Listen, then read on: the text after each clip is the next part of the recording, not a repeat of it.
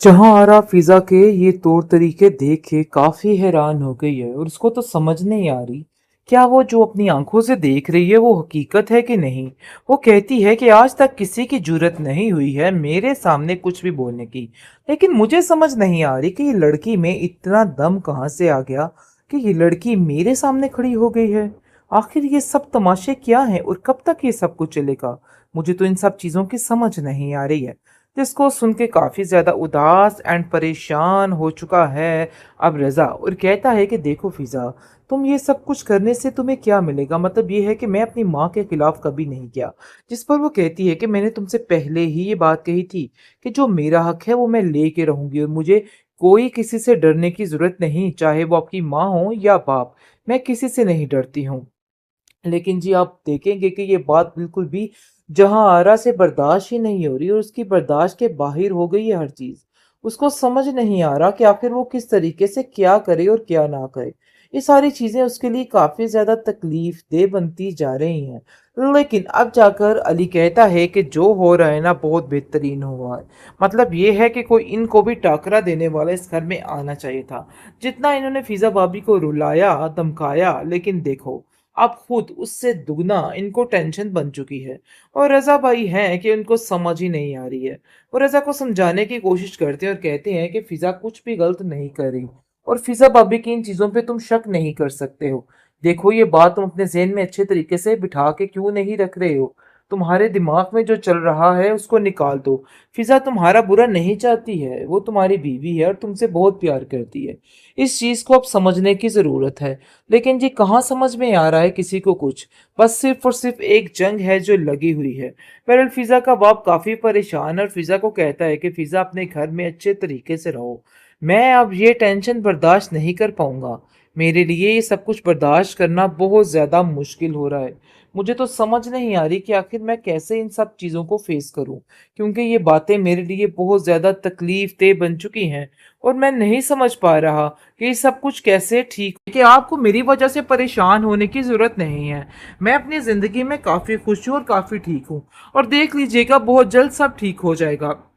लेकिन आयशा कहती है कि देखो ये तमाशा बिल्कुल भी ठीक नहीं है। अगर तुम अभी से उन लोगों पर ध्यान नहीं दोगी तो देख लेना तुम पछताती रह जाओगी और तुम्हारे हाथ कुछ भी नहीं आएगा।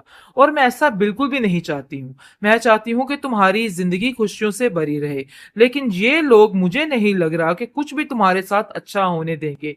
तो बेहतर यही है कि तुम अपने जहन से ये बातें अब निकाल डालो। ये सारी बातें मेरी समझ से बाहर हो रही हैं, क्योंकि रजा भाई भी तुम्हारा साथ देने को तैयार नहीं।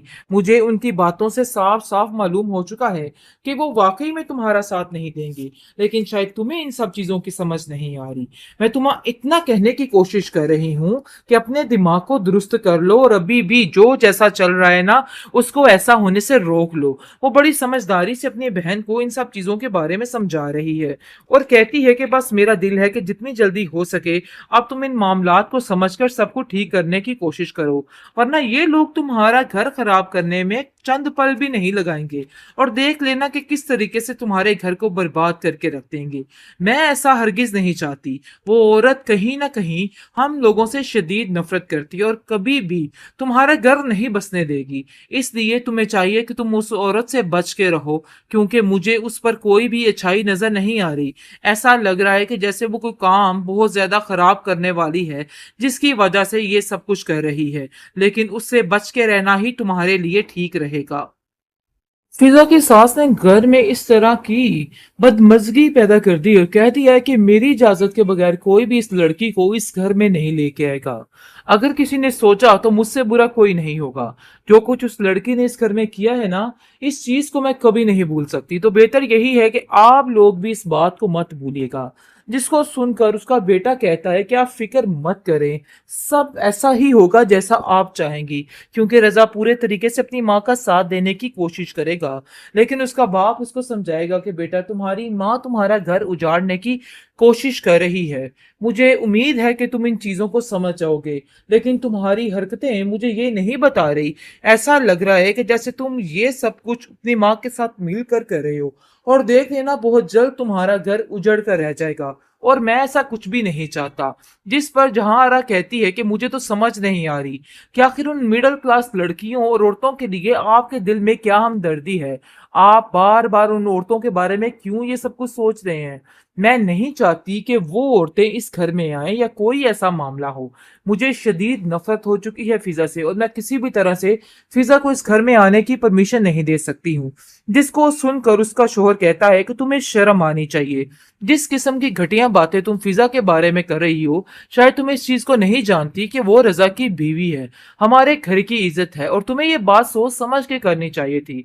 लेकिन अफसोस इस बात का है कि तुम्हारे दिमाग में कोई भी बात नहीं ठहरती है, और तुम जब देखो अपनी मर्जी और मनमानी करती हो।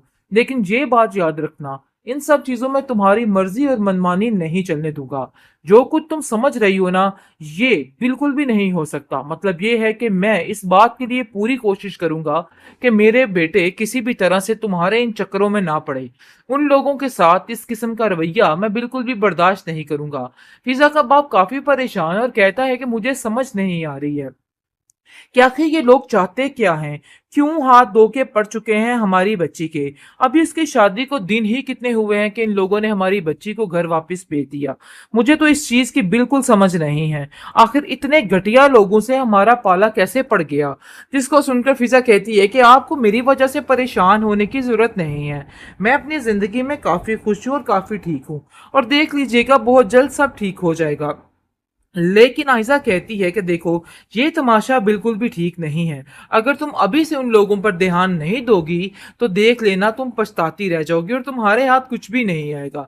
और मैं ऐसा बिल्कुल भी नहीं चाहती हूँ। मैं चाहती हूँ कि तुम्हारी जिंदगी खुशियों से भरी रहे। लेकिन ये लोग, मुझे नहीं लग रहा कि कुछ भी तुम्हारे साथ अच्छा होने देंगे। तो बेहतर यही है कि तुम अपने जहन से ये बातें अब निकाल डालो। ये सारी बातें मेरी समझ से बाहर हो रही हैं, क्योंकि रजा भाई भी तुम्हारा साथ देने को तैयार नहीं। मुझे उनकी बातों से साफ साफ मालूम हो चुका है कि वो वाकई में तुम्हारा साथ नहीं देंगे। लेकिन शायद तुम्हें इन सब चीजों की समझ नहीं आ रही। मैं तुम्हें इतना कहने की कोशिश कर रही हूँ कि अपने दिमाग को दुरुस्त कर लो, और अभी भी जो जैसा चल रहा है ना, उसको ऐसा होने से रोक लो। वो बड़ी समझदारी से अपनी बहन को इन सब चीजों के बारे में समझा रही है, और कहती है कि बस मेरा दिल है कि जितनी जल्दी हो सके अब तुम इन मामलात को समझकर सबको ठीक करने की कोशिश करो, वरना ये लोग तुम्हारा घर खराब करने में चंद पल भी नहीं लगाएंगे। और देख लेना कि किस तरीके से तुम्हारे घर को बर्बाद करके रख देंगे।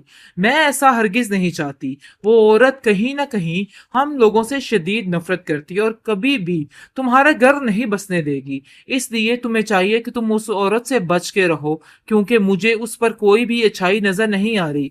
ऐसा लग रहा है कि जैसे वो कोई काम बहुत ज्यादा खराब करने वाली है, जिसकी वजह से ये सब कुछ कर रही है। लेकिन उससे बच के रहना ही तुम्हारे लिए ठीक रहेगा।